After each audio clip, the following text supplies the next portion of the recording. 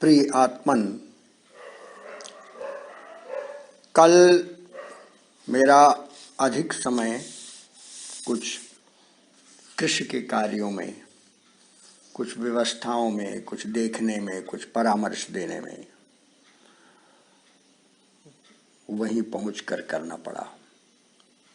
स्वाभाविक रूप से ये जो कृषि कर्म है ये शरीर से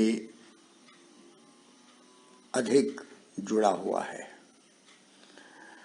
बुद्धि लगती है लेकिन ज़्यादा शरीर से जुड़ा हुआ। वहाँ जाना है, वहाँ खेत है, वहाँ पर ये होना है, वहाँ चलना है।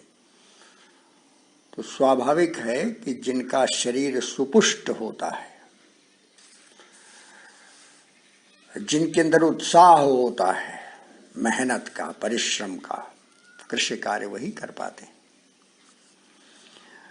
और हमारे यहाँ कृषि कार्य को, हमारे यहाँ माने भारतवर्ष में कृषि कार्य को उत्तम माना गया है।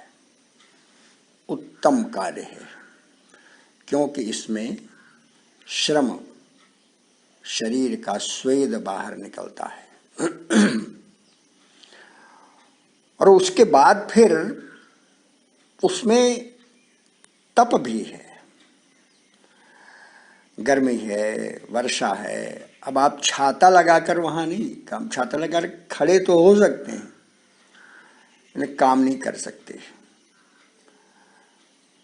मैं काम नहीं कर रहा था लेकिन जो काम हो रहा था उसमें यहाँ से वहाँ जाना, वहाँ से वहाँ जाना। और वो कोई खेत या क्षेत्र ऐसे नहीं होते कि बिल्कुल स्मूथ हो,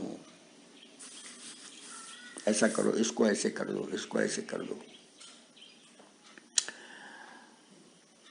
लेकिन ऐसा नहीं कि नहीं साहब मैं बहुत थक गया, मैं बहुत पस्त हो गया, ऐसा लगा ये काम बहुत दिन से पड़ा हुआ था, विलंबित पड़ा हुआ था, तो हो गया, चलो अच्छा हुआ, अच्छा हुआ।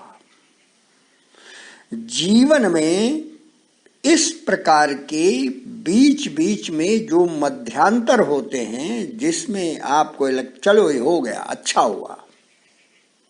आप खेल खेलते हैं मैदान में, बीच का इंटरवल होता है। अब मैं कबड्डी खेलता रहा हूं, बीच का जो छोटा सा इंटरवल होता है, हाँ ऐसा करना चाहिए, वो तो दिमाग में लगा रहता है, थोड़ा सा सुस्ताते भी है। ऐसा ही संपूर्ण विश्व का यह जो मनुष्य का जीवन है एक प्रकार से क्रीड़ा क्षेत्र है, कृषि क्षेत्र है। वाणिज्य में भी आप एक जगह बैठकर काम नहीं कर सकते। यहाँ जाना है, वहां से वो लाना है, वहां वो देखना है, वहां से वो सस्ता है, वो यहाँ ऐसे बिकेगा, ऐसे हमारी साख बनेगी, इत्यादि इत्यादि। और इसी प्रकार से ये जो कृषि है, वाणिज्य है, व्यवसाय है, इसी प्रकार से कर्तव्यपूर्ण ढंग से जितने भी सेवा कार्य हैं, चाहे जितने छोटे हों चाहे जितने बड़े हों, सब में उन सेवा कार्यों में दायित्व होता है। और जो इनके साथ करता है वो हर जगह सम्मानित होता है। अब हम यहाँ रहते हैं, यहाँ ज्यादातर वो जो काम करने वाले हैं बहुत कम पढ़े लिखे हैं, थोड़ा बहुत भले जानते हैं, कुछ नहीं जानते। लेकिन ये देखो अच्छा काम कर लेता है, ये समझदारी से करता है, ये काम करता है लेकिन समझदारी से नहीं करता, इसलिए इसको भाई नहीं। अब इस समझदारी क्या है? यह समझदारी जन्मजात भी होती है और तमाम प्रकार के जो आपके संस्कार हैं इनसे भी प्राप्त होती है।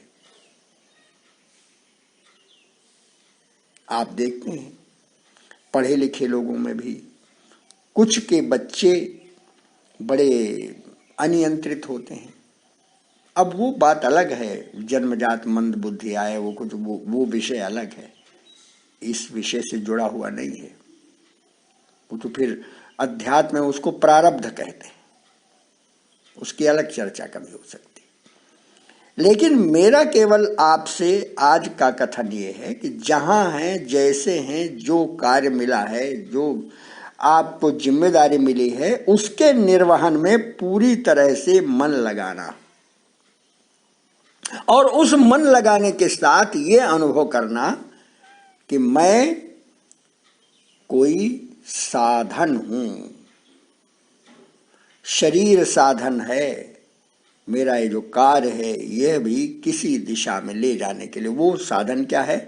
परम प्राप्तव्य मोक्ष। और ये मोक्ष मैं बार बार आपको समझाने की, बताने की चेष्टा करता हूं। मोक्ष माने मृत्यु नहीं होता, शरीर से अलग हो जाना मोक्ष नहीं है। क्योंकि शरीर के साथ समस्याएं बहुत हैं, इसलिए उन समस्याओं की अनुभूति न हो, शरीर बना रहे, इसलिए उनको जीवन मुक्त कहते हैं।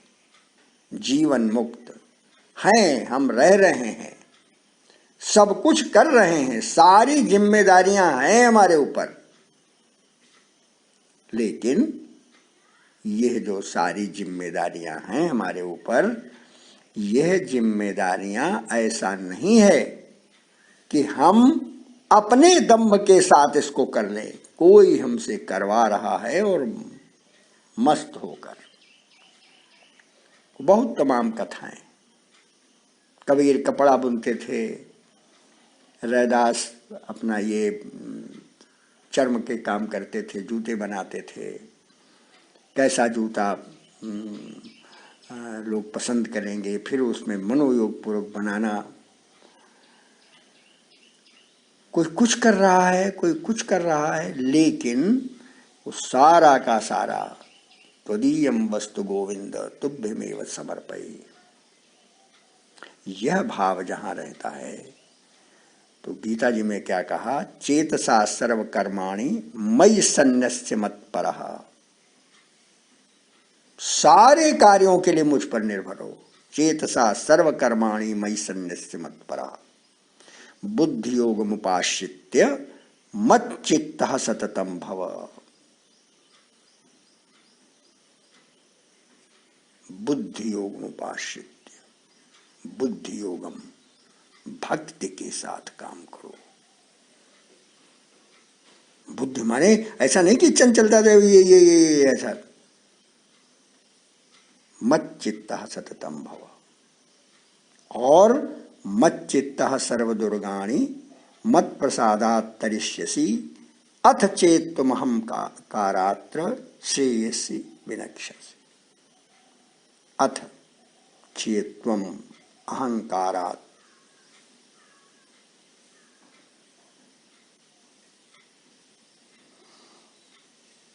अहंकारात् न श्रोष्यति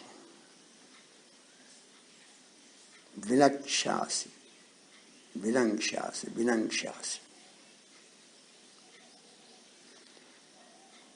अगर तुम मेरे पर आश्रित रहोगे तो मेरी कृपा से तुम बद्ध जीवन के सारे अवरोधों को लांघ जाओगे।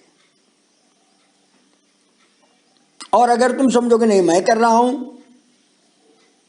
तो फिर जब तुम्हारी शक्ति सीमित है, तो उसको असीमित के साथ जब तक जोड़ोगे नहीं, तब तक तुमको चैतन्य प्राप्त कहां से होगा?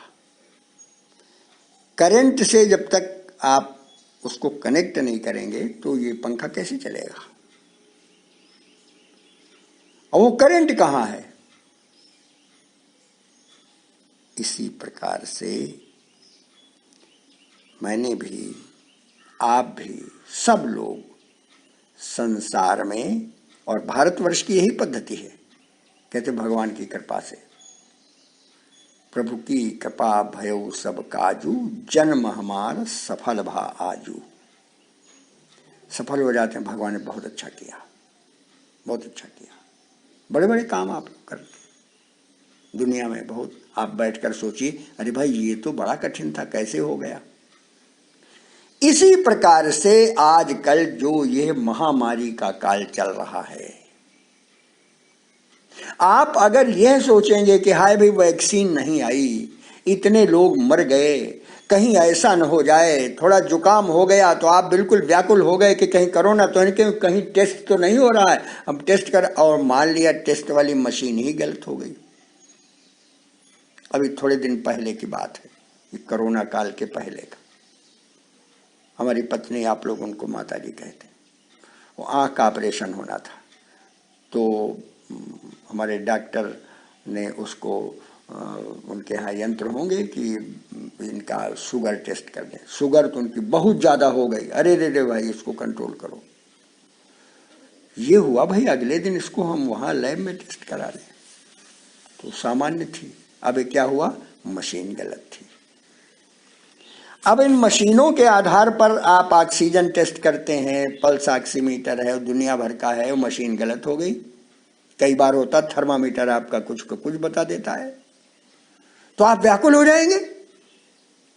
अरे भाई, आपकी भी तो कुछ अनुभूति है, आपके शरीर में दम है कि नहीं है, आपकी सांस ठीक चल रही है कि नहीं चल रही है, आपको कोई अवरोध तो नहीं लग रहा है, और लग रहा है तो ऐसा काढ़ा पीने के बाद आपको शांति मिलती है कि नहीं मिलती।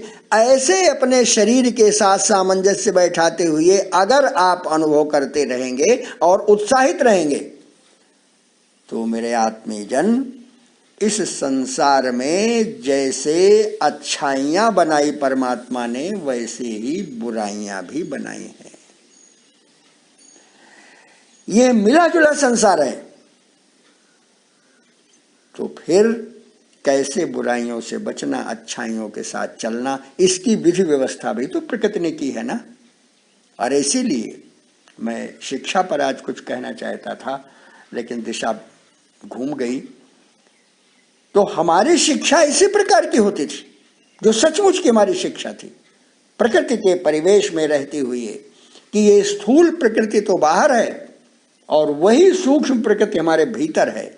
इसका जब सामंजस्य हो जाता है, जिस प्रकृति के हम हैं वही प्रकृति बाहर मिल जाती है। किसी किसी को हरियाली अच्छी लगती है, किसी किसी को जलाशय अच्छे लगते हैं, किसी को इस प्रकार का। और परमात्मा की कृपा से इस प्रकृति के जो विविध रूप हैं, भारतवर्ष के अतिरिक्त और कहीं आपको मिलते नहीं। कभी मेघों का आडंबर है, देख कितना सुंदर लगता है, लेकिन जब आप प्रकृति के साथ होंगे, आप बहुमंजिली इमारत के भीतर बैठे होंगे, तो आप कल्पना कर सकते हैं, उसको देख नहीं सकते आंखों से, इंद्रिय गम्य नहीं है, वो कल्पना में तो है। और इसलिए मेरे आत्मीजन, प्रकृतिस्थ भी होइए और प्रकृति के साथ सामंजस्य भी स्थापित करिए। इसके लिए प्रयास करना पड़ेगा, प्रयास करना पड़ेगा। और गलतियां तो बहुत हुई हैं भाई, मैं बार बार कहता हूं कि शहरीकरण जो हो गया, बहुत ज्यादा शहर होने चाहिए, बिल्कुल होने चाहिए, लेकिन इसका मतलब नहीं कि सारी दुनिया सिमट कर शहर में चली जाए, वह बैलेंस बिगड़ जाए। आज का जो सबसे ज्यादा गंभीर रोग है वो ये है कि नहीं, बैलेंस बिगड़ गया है, संतुलन बिगड़ा हुआ है। वीरान पड़े हैं गांव, खेतों में मूर्ख लोग काम कर रहे हैं, साधनहीन लोग काम कर रहे हैं, जहां से अन्न उत्पन्न होता है, जो जीविका का साधन, अन्नम ब्रह्म कहा गया, और वहां पर फैक्ट्रियों में सुविधाएं सुविधाएं सुविधाएं। लोहे में आप जुटे हैं और जीवन तन में एक दाना डालिए, उसके आप पृथ्वी माता उसको अंकुरित कर देती है, अंकुरित कर देती है, तो उसके बाद फिर क्या होता है कि उसमें से पहले से ही उसको दूध मिला हुआ है, और फिर अंकुर बड़ा हुआ, वो वृक्ष हो गया, फिर फल लगने लगे। आप देखिए, विचित्र है प्रकृति, क्या कर देती है, एक दाना डालिए 100 दाने आपको वापस मिल जाते। जहां इस प्रकार की जीवंतता है उसकी उपेक्षा करना, जहां निर्जीव कार्य है उसमें मन लगाना, तो जब प्राण निकल गए तो मुर्दे को चाहे जितना आप सजाइए वो सुंदर नहीं लगेगा। इसलिए मेरे प्यारे आत्मीजन, मैंने अपने उस कृषि के क्षेत्र से शुरू किया था और आपको भी आकर्षित कर रहे हैं। कृषि न करिए तो कृषि को के ऊपर दृष्टि तो डालिए और देखिए, अनुभव करिए कि नहीं, हमारे भारतवर्ष में जो परमात्मा ने ये कृपा की है, इस कृपा प्रसाद का हम संतुलित भाव से कैसे उपभोग कर सकते हैं, उपयोग कर सकते हैं। समय बीत गया और मैं जान रहा हूं कि आज मेरा बहुत व्यवस्थित नहीं हुआ है, मैं स्वयं अनुभव कर रहा हूं, लेकिन फिर भी मैंने निर्वाह कर दिया। और फिर मैं जानता हूं कि आज मेरे पास कई प्रश्न आएंगे, तो फिर उन प्रश्नों के आधार पर फिर आगे फिर आपके साथ संयोग जुड़ेगा। आज के लिए तो इतना ही। बहुत बहुत आशीष। धन्यवाद।